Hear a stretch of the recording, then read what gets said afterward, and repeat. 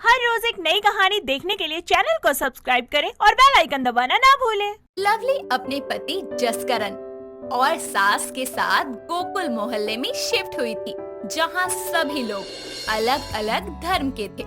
कोई गुजराती तो कोई हरियाणवी तो कोई मद्रासी।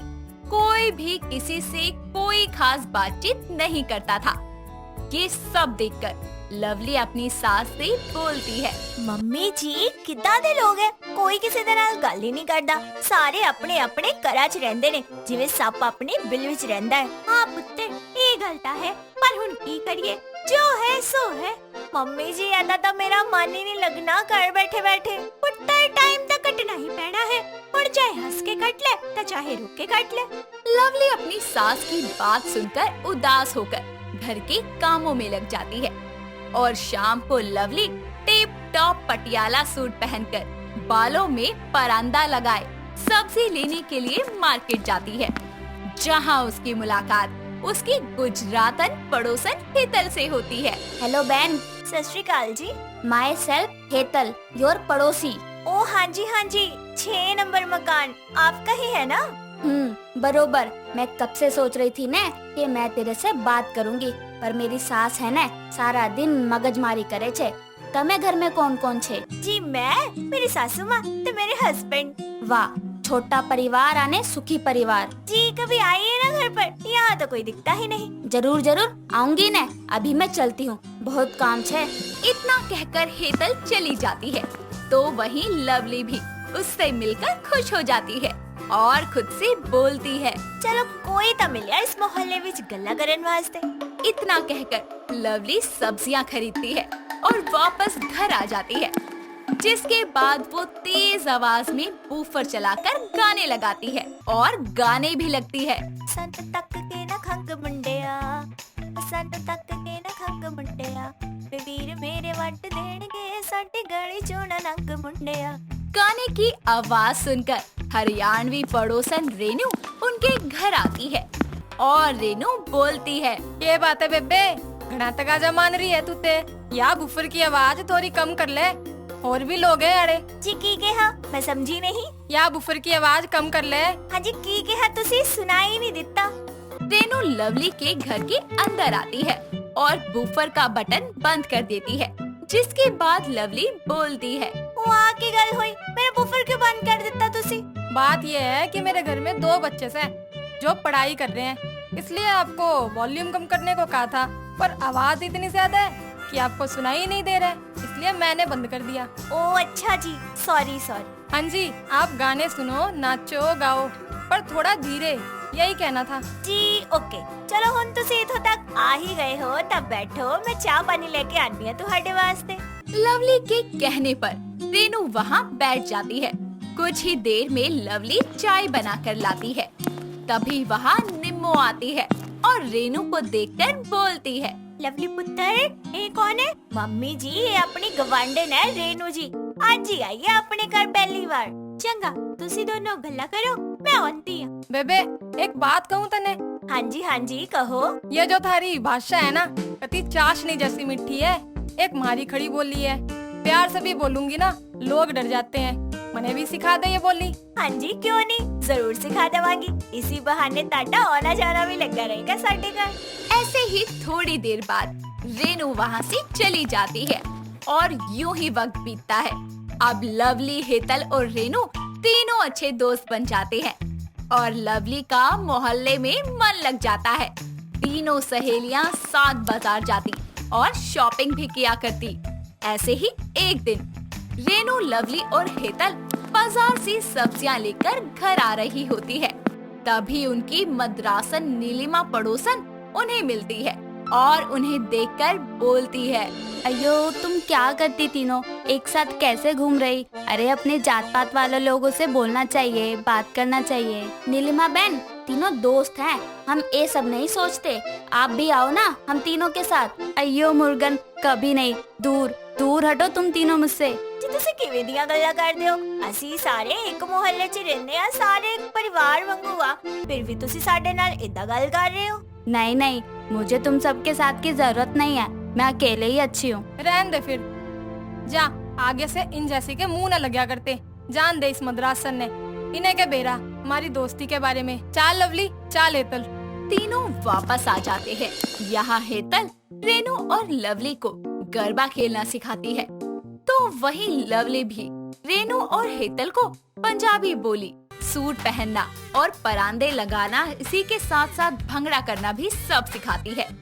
वक्त के साथ साथ तीनों की दोस्ती और भी अच्छी हो जाती है और लोहड़ी का त्योहार आता है, जिसके बाद लवली सारे मोहल्ले को अपने घर लोहड़ी की पार्टी का इनवाइट देती है।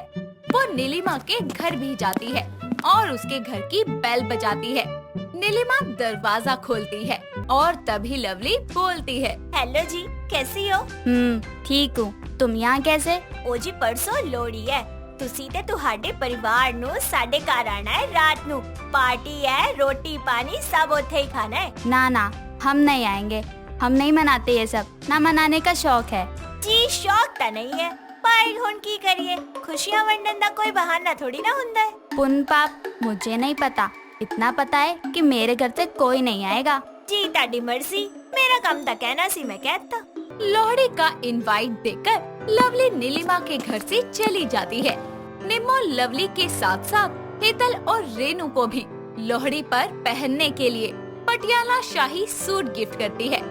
तरह तरह के पकवान जैसे काजू की बर्फी, गन्ने के रस की खीर, गाजर का हलवा, मक्के की रोटी, सरसों का साग और पिन्निया इत्यादि बहुत सारी चीजें मेहमानों के लिए बनाई जाती है। लोहड़ी की शाम लवली के घर के बाहर ढोल वाले आते हैं और ढोल बजाना, नाचना शुरू करते हैं। लवली, निम्मो, हेतल और रेनू सब मिलकर डांस करते हैं।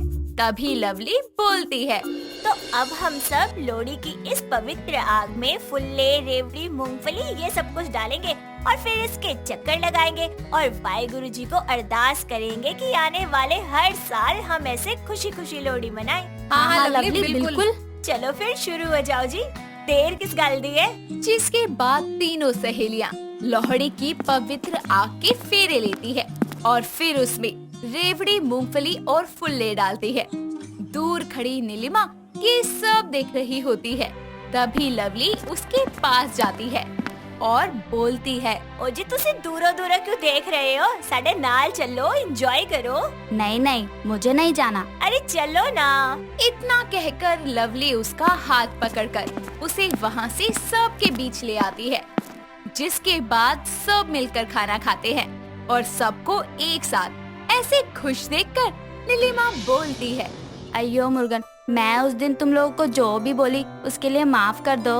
अरे माफी मंगन दी की लोड़ है नीलिमा जी, आज खुशियां दा दिन है तो खुशियां वंडो ना, तुसी भी खुशी मनाओ। और वैसे भी ये जात पात विच कुछ नहीं रखा, सारे एक नाल मिलके रवांगे ता एक बड़ा परिवार बनेगा। नाले किसी नु की पता कदों सानू किस दी जरूरत पै जाए, ता करके खुश रहो ता खुशियां वंडो। हाँ नीलिमा, सबके साथ एक होके रहने में ही भलाई है। हम सब एक परिवार है। सोला ने सही बात कही ना बहन ने, हम सब एक हैं और एक ही रहेंगे। सबकी बात सुनने के बाद नीलिमा को एकता का महत्व समझ आता है और इस तरह से लवली यानी हमारी पंजाबी बहू पूरे मोहल्ले को एक कर देती है। जिसके बाद सब लोग सारे त्योहार मिलकर एक साथ मनाने लगते हैं। काजल अपनी दोस्त पिंकी के घर में बैठी अपने नाखून खा रही होती है। वो नाखून खाते खाते उस लड़के के बारे में सोचती है जो कि उसे काजल के घर आने से पहले रास्ते में मिला था। दरअसल काजल उस लड़के से टकरा गई थी, जिसकी वजह से वो अपनी साइकिल से नीचे गिर गई थी। ऐसे में वो लड़का उसे उठाता है और फिर उससे बोलता है, माफ कीजिए, मैंने देखा नहीं। वो लड़का उससे माफी मांगता है और वहाँ से चला जाता है। इससे पहले काजल उसे कुछ कह पाती, वो काफी ज्यादा दूर निकल चुका होता है। फिर काजल अपनी दोस्त के घर चली जाती है। वो उसी के बारे में वहाँ पर बैठे हुए सोचती रहती है। मैं उसे कभी नहीं भूलूंगी। मैंने आज से पहले इतना अच्छा कभी महसूस नहीं किया। उसकी आंखें कितनी सुंदर थी, ना उम्मीद ना सपने, एकदम खाली, जैसे किसी की तलाश हो। कहाँ खो गई तू? काजल अपने ख्यालों में इतनी ज्यादा खोई हुई थी कि उसे पिंकी की आवाज तक नहीं सुनाई दे रही थी। फिर पिंकी उसे अचानक से हिलाते हुए बोलती है। ओ बहन, कहाँ ध्यान है तेरा? इतनी आवाजें दी तुझे, एक बार भी पलट कर जवाब नहीं दिया तूने। सॉरी यार, वो मैं कुछ सोच रही थी। कुछ सोच रही थी या किसी के बारे में सोच रही थी? एक्चुअली हाँ यार, जब मैं यहाँ आ रही थी ना तो मेरी एक लड़के से टक्कर हो गई थी। अच्छा, फिर क्या हुआ? कुछ भी नहीं हुआ यार, उसने मुझे उठाया, सॉरी बोला और चला गया। मैं उसे कुछ बोल ही नहीं पाई। अच्छा, वैसे वो दिखता कैसा था? क्या बताऊँ यार, ऐसा लड़का मैंने आज तक नहीं देखा। उसकी आंखें ओए होए होए होए, बता नहीं सकती कितनी सुंदर है। चल कोई नहीं, किस्मत में मिलना लिखा होगा तो दोबारा मिल ही जाएगा। सही कह रही है तू।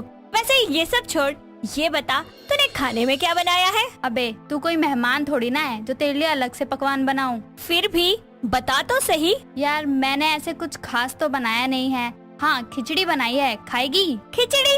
यार वो भी कोई खाने की चीज है। चल बाहर चलते हैं कुछ खाने। पैसे तू देगी? अच्छा ठीक है। इसके बाद वो दोनों एक अच्छे से कैफे में चली जाती हैं। वहाँ जाकर वो लोग खाना ऑर्डर करती है और ऑर्डर देने के बाद काजल पिंकी से कहती है, पिंकी तू यहीं रुक, मैं अभी आती हूँ। लेकिन तू जा कहाँ रही है? यार आकर बताती हूँ, रुक ना। काजल कैफे से बाहर जाकर किसी को ढूंढने लगती है, लेकिन उसे कोई नहीं मिलता और फिर वो सोचती है, मुझे पक्का यकीन है मैंने उसे ही देखा था। मेरी आंखें धोखा नहीं खा सकती। इस सब के बाद पिंकी भी बाहर आ जाती है और काजल से बोलती है, क्या हुआ तुझे? क्या देख रही है? कुछ नहीं यार, चल अंदर चलते हैं। चल आजा। इसके बाद वो दोनों कैफे में खाना पीना करती हैं और फिर अपने अपने घर लौट जाती हैं। जैसे ही काजल घर पहुंचने वाली होती है, उसे ऐसा महसूस होता है कि कोई उसका बहुत देर से पीछा कर रहा है। काजल थोड़ी डर जाती है। वो जैसे ही पलटकर देखती है तो वहाँ पर कोई भी नहीं होता। उसकी सांस में सांस आती है। फिर वो जल्दी से अपने घर दौड़कर चली जाती है।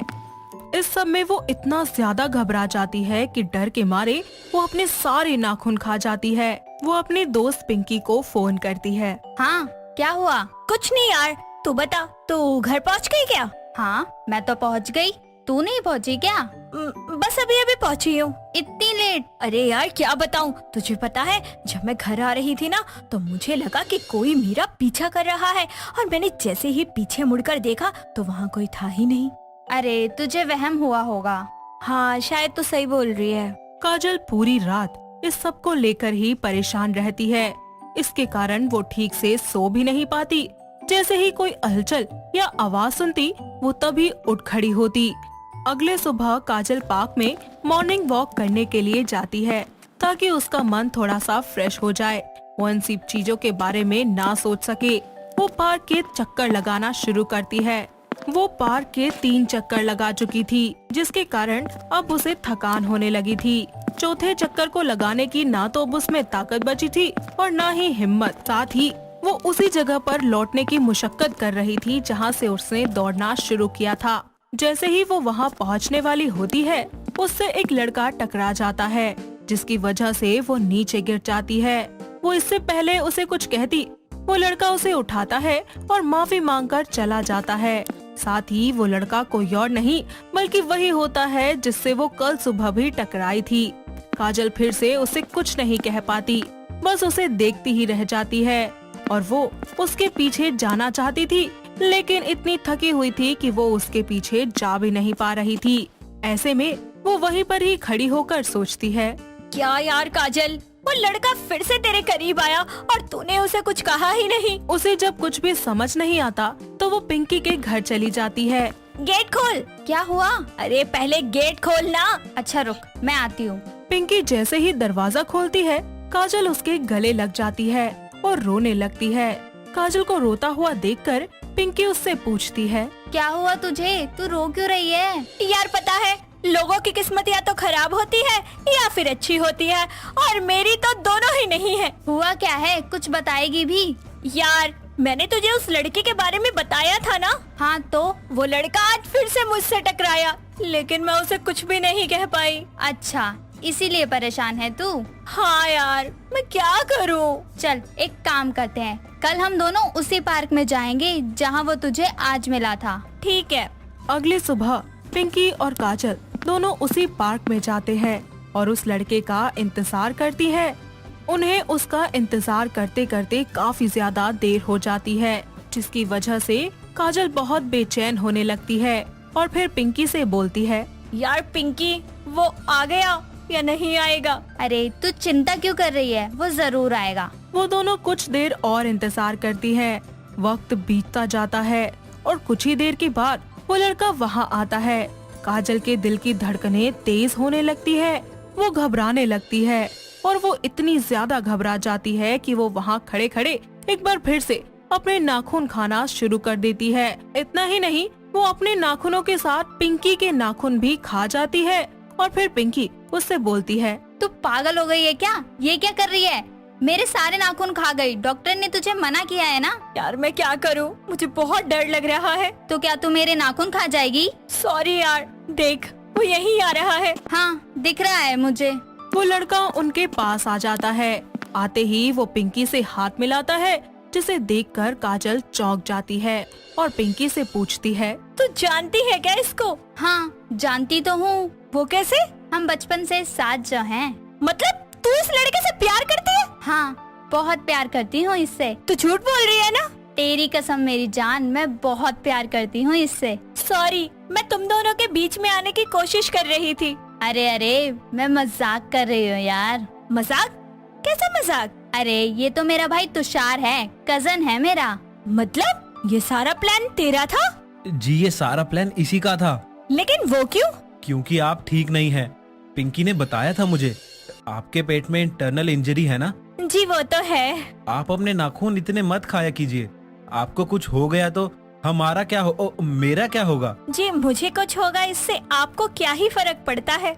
मुझे फर्क नहीं पड़ेगा तो किसे पड़ेगा? मतलब आप भी? जी मैं भी बहुत प्यार करता हूँ आपसे, इसलिए आपसे कह रहा हूँ, प्लीज अपना ध्यान रखा कीजिए। जी अब से तो मैं अपने नाखूनों का और आपका भी बहुत ख्याल रखूंगी। तो फाइनली पिंकी के प्लान के मुताबिक काजल तुषार से मिल ही जाती है, जिसके बाद तुषार हमेशा हमेशा के लिए उसकी नाखून खाने की आदत को भी छुड़वा देता है और उसके इंटरनल इन्फेक्शन का भी अच्छे से डॉक्टर के पास ठीक से ट्रीटमेंट करवाता है। इतना सब कुछ हो जाने के बाद वो दोनों कुछ ही समय में एक दूसरे से शादी कर लेते हैं और खुशी खुशी अपनी जिंदगी में आगे बढ़ जाते हैं। दोस्तों अगर आपको ये कहानी पसंद आई तो इसे लाइक करें, शेयर करें और कमेंट करके बताएं कि कहानी में आपको सबसे अच्छा क्या लगा।